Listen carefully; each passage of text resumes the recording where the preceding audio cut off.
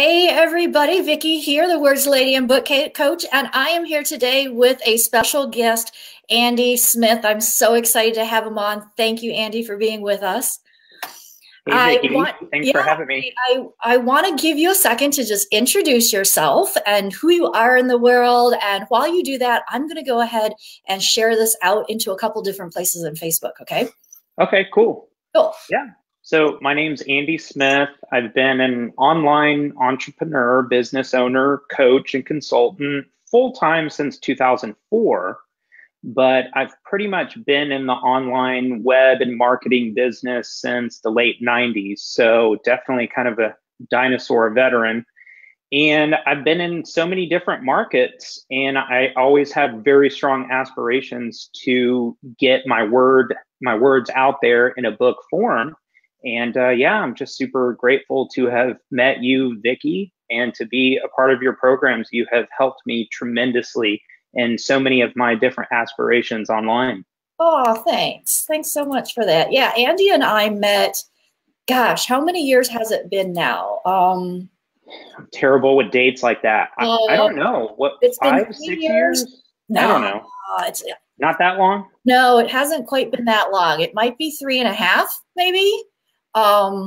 Sure. But yeah, we met a little while back, and I know we just connected on many different levels on like what we want to do in life and things like that. And then Andy decided that he wanted to write a book. And I was like, yay, Andy. And one of the things that he told me that we are going to talk about today is kind of his case study of how this book came to be and how he had been trying to write it for like 10 years or so. And then finally, when he decided to join the Easy Writer program, my online course, that he was able to finish that book. So I'd love for you to give a little background on that and maybe talk to some of the struggles, because that's what I think people will really relate to. Yeah, definitely. Well, so I come from a family of authors and entrepreneurs. And so my mom is a published author, and I've just always grown up reading books and journaling for myself and just, capturing my thoughts and everything like that.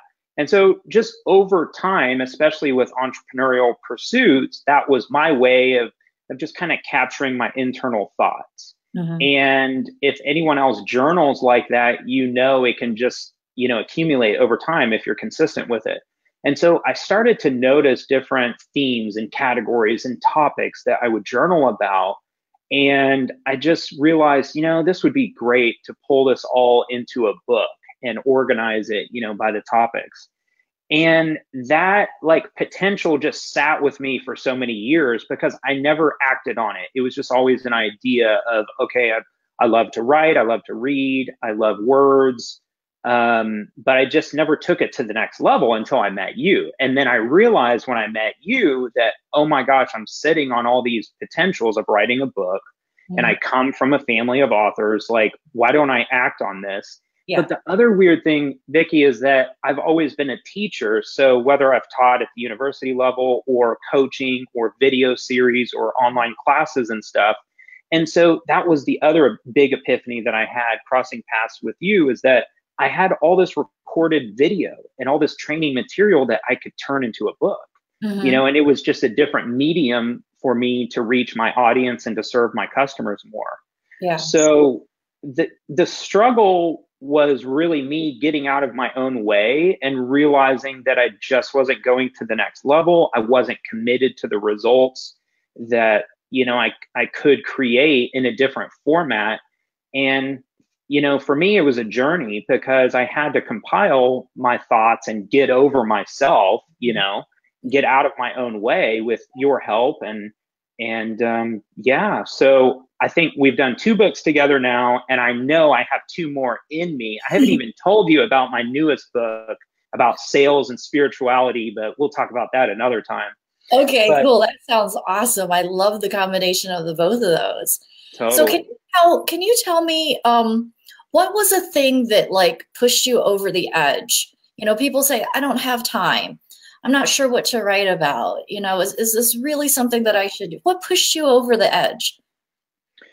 really what it was having the courage to be honest with myself and realizing that it was just an idea and a dream of mine to have what I wasn't willing to work for. Mm. And and this still comes up with so many people that I cross paths with. Yeah. So I just hear, especially from entrepreneurs and coaches and just other people, that they would love to have a book. You know, Mm-hmm. they would love to write a book, or when they find the time, they'll write the book. Mm-hmm. And that was the mentality that I was in. That was the mindset that I was in as well. When I find the time, or, you know, whatever. And that's just all BS. That's just having a commitment, not being committed unconsciously, you know, to getting your results and really serving other people. In a weird way, it's kind of selfish, because if you're in the service-based business, now I'm specifically talking to you know, professional service providers, like, you're out there to help other people. You're out there to help them and give value through you, but to them, so they can get the results. And I realized that I was stopping myself. Yeah. So really what it came down to was just being honest with myself, and then having the courage to overcome that obstacle, which is great to have a coach or a program or a group or a community or a blueprint to follow, a roadmap to follow, because then it takes all of those excuses and it turns them upside down. And then it's no longer a question of if, it's when it's going to come out, because you're following a blueprint that's been proven. So it just coming down to courage and honesty within, and a mindset shift for wanting the results. And when you want the results bad enough, you'll pretty much do anything to get there. And if that means cross-checking yourself, then that's what I had to do, at least. Yeah, that's so true. And I love that you mentioned the blueprint. So why did you think, after all those years, right? Why did you not think, well, I can probably figure this out myself. Let me do it by myself. Because sometimes people think I'll just do that. What did you find you needed? Well, here's some deep honesty, and in a weird way, I'm kind of embarrassed, but I have to confront this. I literally published books, self-published books for other people.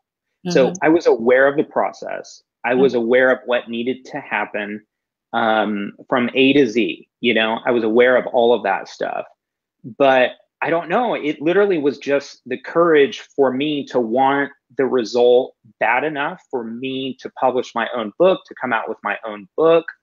And I just wanted it. I needed to want that result strong enough for me to then act on it and stop giving the excuses of procrastinating and not giving it the time or the focus. So whenever I realized that it was time, you know, for me to execute it, it really wasn't that big of a deal. It was honestly your community and your motivation and inspiration that pulled me into action. So it was just the fact that I was at a crossroads and I had a choice to make. I could have just kept thinking about it, kept dreaming about it, or I could just take a risk and go down a path with you guys and you know, get the desired results. What's the worst that would have happened? I wouldn't have gotten it done, but I hadn't gotten it done for 10 years prior. So it's like, you know what I mean? There was like nothing to lose except for my time, but it's like I wasted so much time not publishing it previously. So it was just time, and I felt it was time, and I knew it was time, and I had everything behind me. It was just me that needed to give myself the approval to continue. Yeah. Yeah. So as you were going through the writing process of the book, were there any surprises or aha moments along the way? Totally. It's really, really interesting to go through revisions, especially when you have other people reading your stuff, because you see it one way, but when other people are reading it and trying to understand what you're trying to say, you have to be humble, you have to be non-judgmental, you have to be receptive and accepting to that feedback, because that feedback is essential. So when you're with a group or a community that can give you that love and that support and that compassion of continuously going, then it helps to remold your thinking, because writing a book and writing in general is just really clear thinking. Or I'm sorry, writing well is clear thinking, you know? So to be able to convey your thoughts in an effective way takes time, and it's like a muscle. You got to work on it, and you need help. If you just do it yourself, you can get it done, but it can be a lot better if you're open to receiving feedback through the iteration process. So that was a big thing that really helped me in your program, was knowing that my fellow members were going through the same process, you know? And that was honestly one of the biggest hidden epiphanies of the program, is that I was with a group and we were all in the same boat, but I didn't know that going into your program. I just knew that I wanted to get the book. I wanted the results of the book, but I didn't know that was like a blessing in disguise, that I was going to be grouped with other potential authors and business owners and coaches that also were struggling with the procrastination and the perfectionism and all of that stuff that I was going through, that every author goes through as well. Yeah. How did you get over that fear of judgment? Because you're putting your story out there. You're putting your emotions out there. You're putting your innermost thoughts into your stories, and that can be scary. So how did you get over that fear of judgment, the fear of like, what are people going to think if they know I thought this? Yeah, it's a great question. I mean, a lot of it is courage. So just having the courage and being willing to be vulnerable, but having a small community to support you so you can put yourself in that vulnerable space helps a lot too. But, you know, for me, it was just having a commitment to the desired result that I wanted. Yeah. And if I questioned that commitment, I worked on that. So it was more of an internal game. It wasn't so much about how am I going to go into the battlefield and worry about who I'm competing against. It was, how am I going to increase the principles and the strength inside of myself from a core perspective. So then it's not an issue of being judged. Then it's not an issue of me jumping into the ring and worrying about, you know, what other people are going to think. It was more of moving into that space of confidence and courage and commitment inside of myself. And really, once you kind of master that stuff, then it's quite easy to kind of go out, and vulnerabilities and weaknesses aren't really an issue. They're kind of more of just areas to improve, or areas to focus on, or areas to expand your awareness. But really, to answer your question, it was just having the courage to get it done and not worry about what could happen, just worrying about focusing and being in alignment with my courage and my confidence of being committed to the results. Yeah, yeah. Through the program, were there things that you hadn't considered before of including in your book that now you realize that, oh, I need to actually put this in here? 100%. The first thing that comes to mind is how awesome it is to write a book, to pull all of that content into a centralized resource, and then realizing you can repurpose all that content in so many different ways. So I'm not talking about just making the book an audio book and making it a video, but I mean, the content in the book is so versatile. You can put it into, and you can create courses, you can create lead magnets, marketing materials, you can do partnerships with other people with all this content. So that was another blessing in disguise, is that it forced me to focus. So that was the big one, is that focus is really the issue.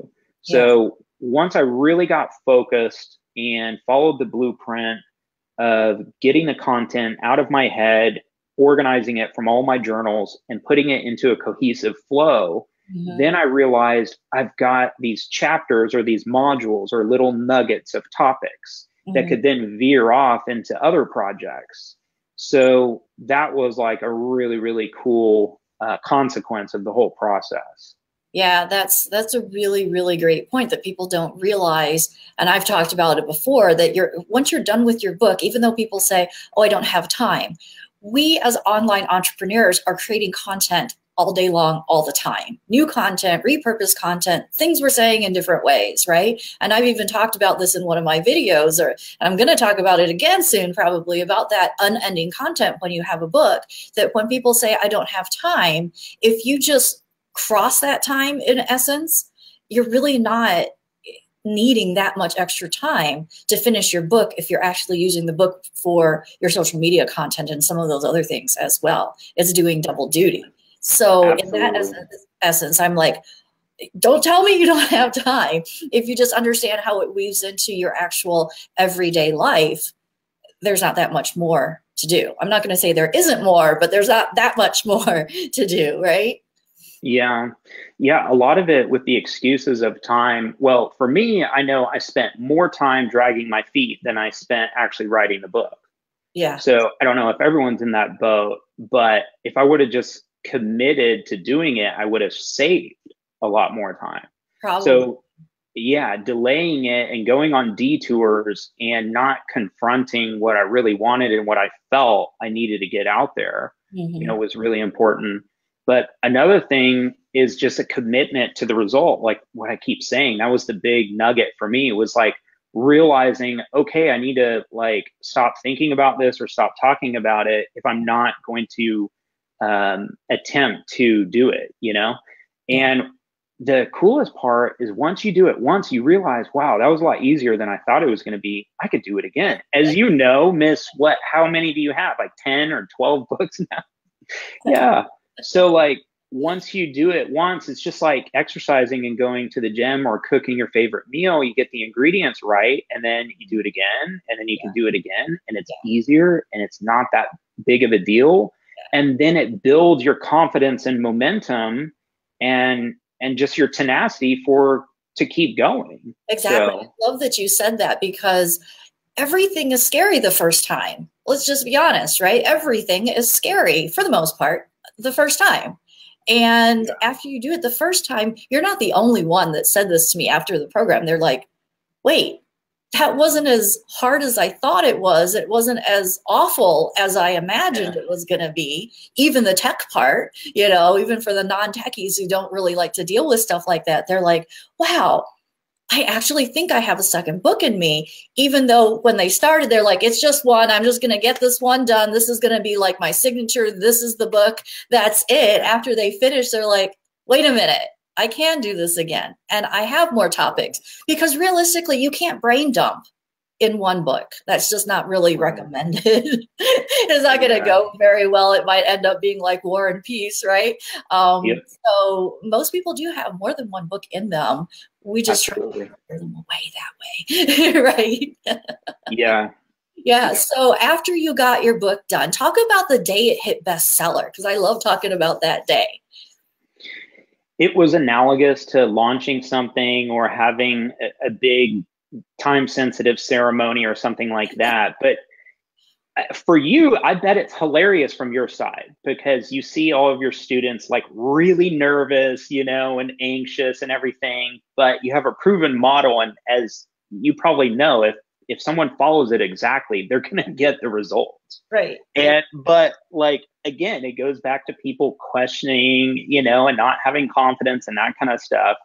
I don't know. I felt confident because I kind of have a marketing background. I followed the plan. Yeah. And it all made sense. And it was simple. I mean, I don't want to say it was easy. It was just a simple process. It wasn't that it was hard. It was just simple. It's like, just do this and this and this and this, and then you'll get it.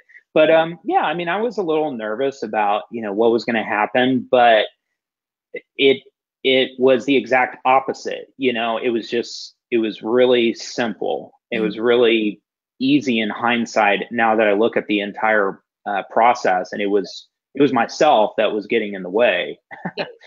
And then, 24 hours, there you go. And then you can go celebrate, right? I know you've told me before, what were some of the surprise outcomes that you didn't realize were benefits that you had after the book came out?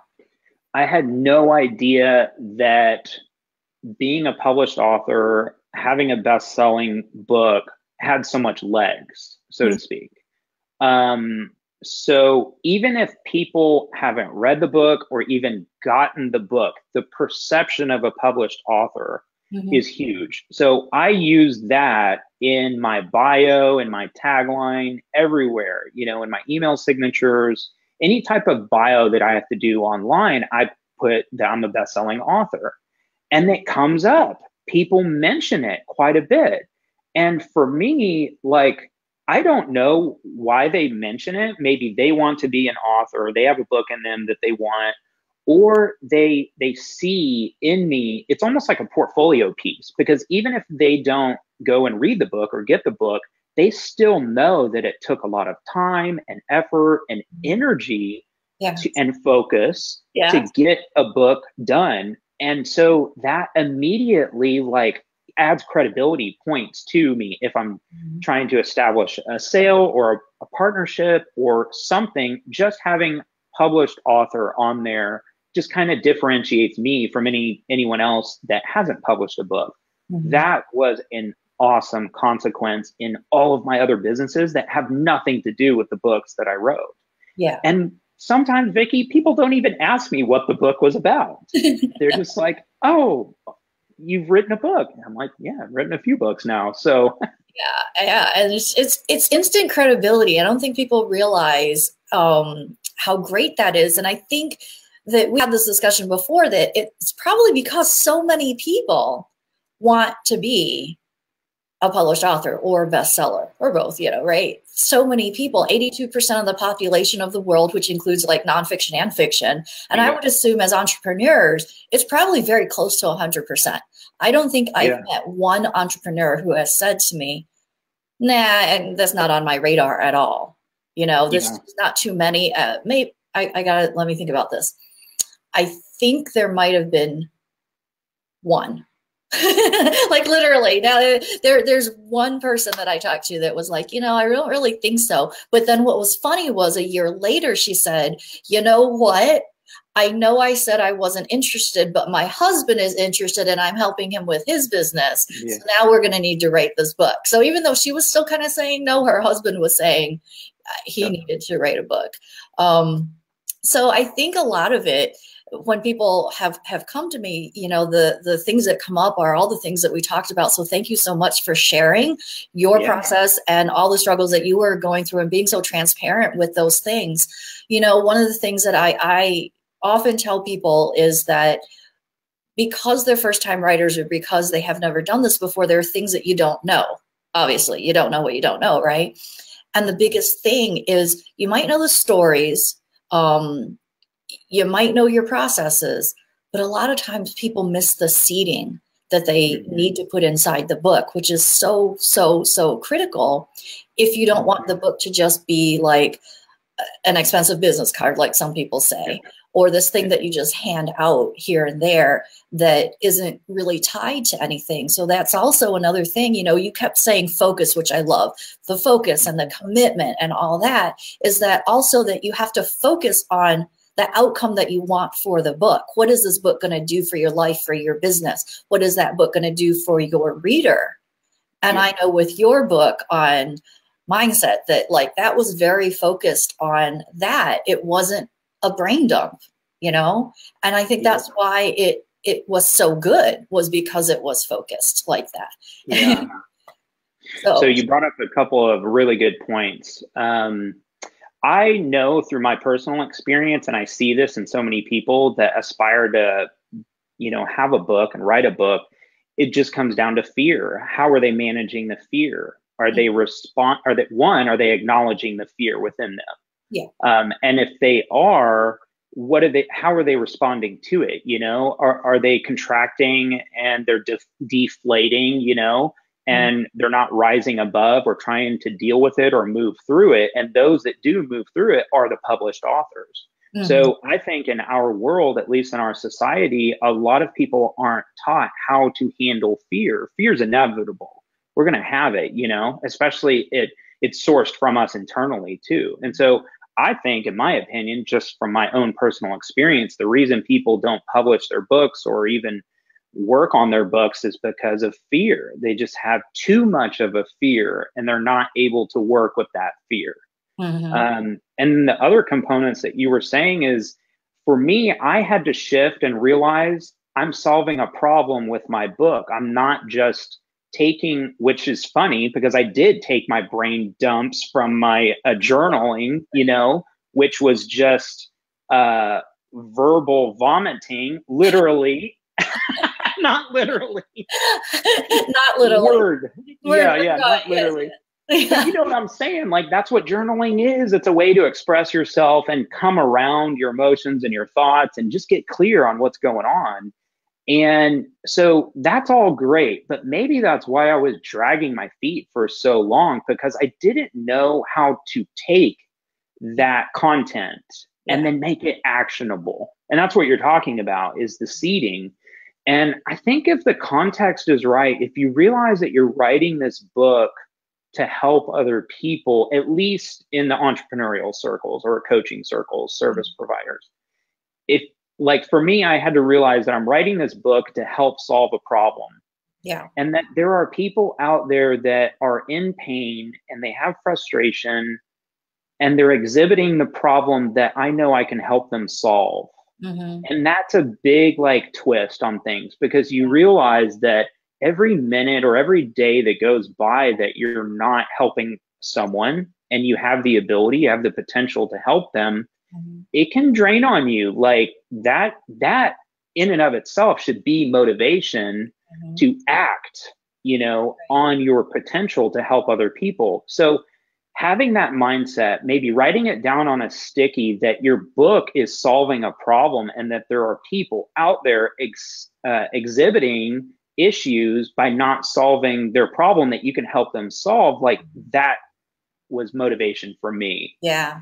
And that changed the context too, because then I realized every single paragraph, every single sentence, every single thought that I put into the book needed to be in alignment with that to help my audience, my customers, complete strangers solve the problem of my book that my book was solving. I love that. I share the story of the starfish, so we kind of hashtag starfish a lot in my group now. I'm sure you know the story about the old man who walks on the beach every morning. There's a little boy who's walking on the beach, and all these starfish have washed up onto the beach. And there's thousands and thousands of them. And from a distance, this old man sees a little boy, and he's not sure what he's doing, but the little boy is actually throwing the starfish back into the ocean. They finally meet up, and he says, "What are you doing?" And the little boy says, "Well, you know, they all washed up, and the sun is going to get high and hot, and they're all going to die out here if I don't put them back." And the old man says, "There are so many, there's no way that you could possibly put them all back. Don't bother." And the little boy says, "Yeah, well, it mattered to this one." And he picks up one more and throws it in the ocean. And I feel like that's us. You know, we are throwing the starfish back into the ocean when we are willing to commit the time to focus, to understand that this book is about them and helping them. And maybe it's not as critical as saving a life, but sometimes it actually is.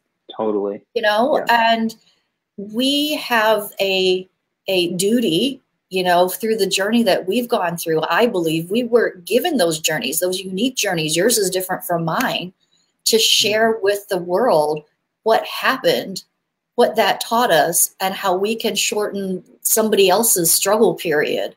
And if everybody would just do that, you know, I just think, gosh, the world would just be such a better place if we just did that and communicated and helped each other, instead of staying hidden and being scared and thinking, "Oh, well, I'm not going to be able to affect that many." Well, guess what?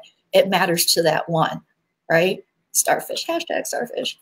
Amen. Yeah. I think that's a great way to wrap up. I appreciate all of what you shared today. I know I kept you longer than I said I was going to. If anybody's watching the replay, I should have said this at the very beginning, but I got so enthralled in talking to you and asking questions that I never even said, "Hey guys, do you have a question to ask Andy?" So if you do later on, if you're watching the replay or something, just type that in and we will come back and answer your questions. Andy, thank you so much for being on and for all your insights and the inspiration at the end. I appreciate it. Absolutely. Thank you, Vicki. Take care. Bye-bye. Thank you. Bye.